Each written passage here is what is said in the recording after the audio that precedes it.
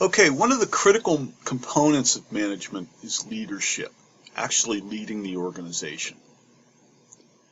Leadership is a component of management. In a nutshell, the difference between leadership and management is leadership is setting a new direction or vision for a group that they follow. The leader is the spearhead for that direction.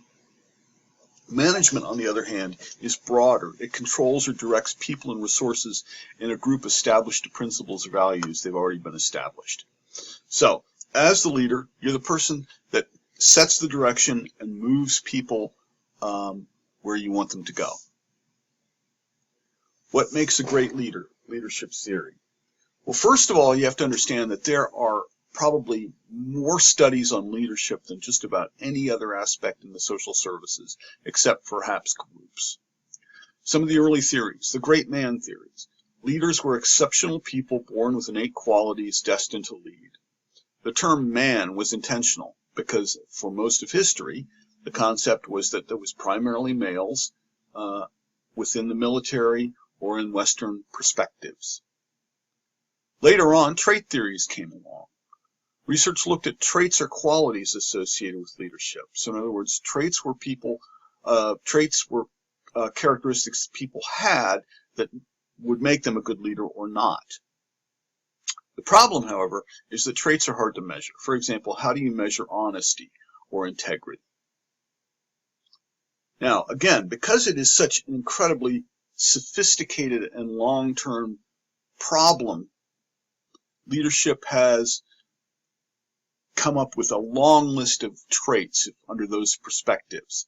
They could be the person's ability to adapt to situations, alert to the social environment, ambitiousness, assertiveness, cooperative, decisive, dependable, dominant, energetic.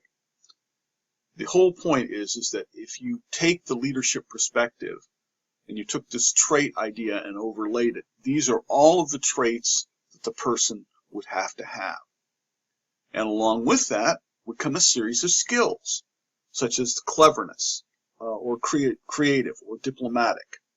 These are things that could be trained. But the traits, on the other hand, were things that were more or less innate to the person, and the person would have to develop them prior to their birth, so to speak.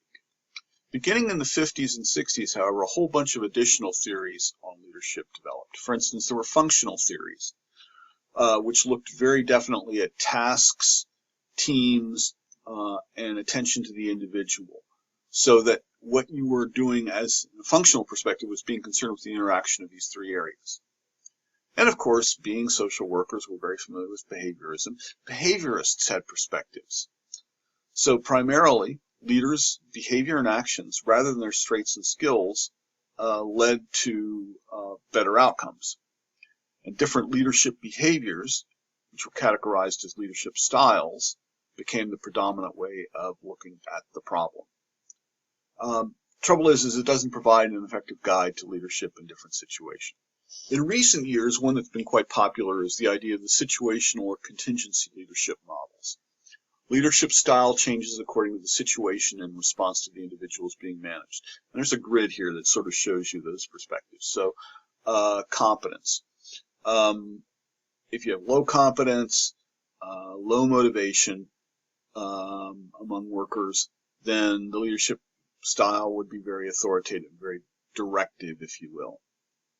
If your workers have some level of competence, and there's variable commitment, but not really ability to stay motivated, then coaching or selling becomes the idea.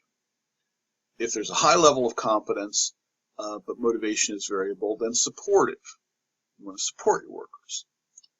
But if there's high competence and there's high degree of commitment among the workers, then a delegatory or a perspective where you basically just delegate work and let people go with it.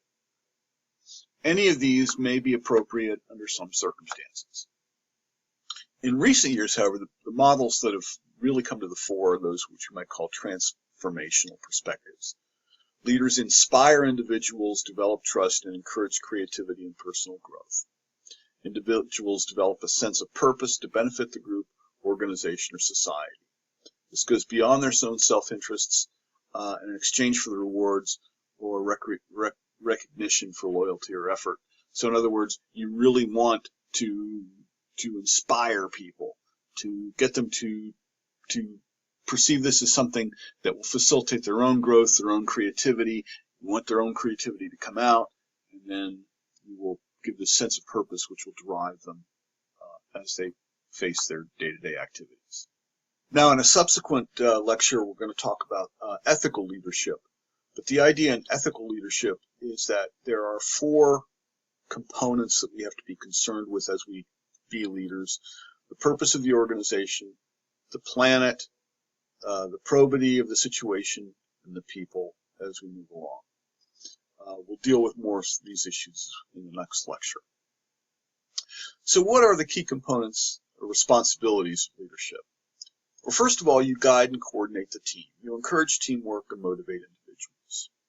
You provide structure for the team. You set mission and purpose, clarify roles and responsibilities, allocate tasks, and set objectives. You clarify working methods. You focus on performance. And you notice in all of these, there are multifacets, again, almost looking back to the traits that become very important. You have to think about the workplace as an issue of individuals and resources that are here, that need to get there. It is your goal to facilitate that process, to guide, to coordinate, to get them all headed in the same direction. Put structure, clarify roles. You need to educate. You need to clarify their working methods and assist them when you can. And then you also need to monitor their performance. You need to evaluate what you're seeing as you make these moves from where you are to where you want to be. Now, one of the big issues that you have to deal with in leadership is this issue of responsibility versus accountability. Responsibility refers largely to whose role is it, and accountability, who takes the credit or bears the consequence. And this gets us into the issue of authority. Accountability, the state of being accountable, liable, or answerable to the situation. So if you make a decision, do you take the ultimate responsibility for it? Responsibility can be delegated, but accountability cannot. The buck stops with the leader. A good leader accepts this ultimate responsibility, will give credit and will accept blame according to how things work out. Accountability cannot operate fairly without the leader being given full authority for the responsibility. So one of the most difficult problems that we have in our field is when we are accountable, but we don't have the authority to make the decision. So we take the consequence when things go wrong, but we may not have the resources or the staff or the logistics to have something take place the way that we desire it to take place.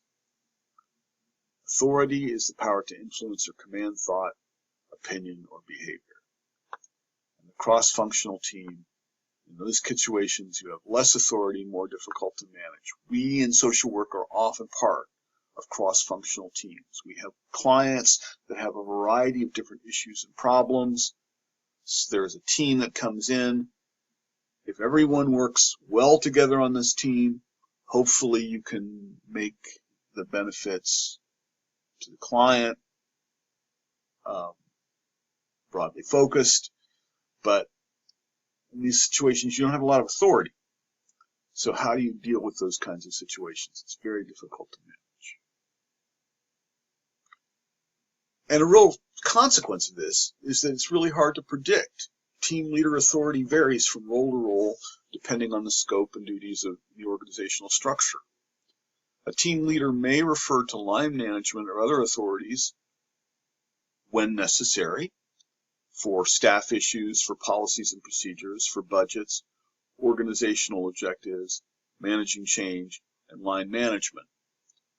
But if you're in a position where your own leader doesn't have these things clarified, it makes your situation all that much more difficult. Many of us are in positions of sort of middle management where our leadership is very focused on a small group of people, but there's a whole lot of stuff goes on above us that we don't have a lot of power to address or to deal with. So what does this all mean for you as a leader? First of all, unlike the trait perspectives, I really believe that leadership can be taught.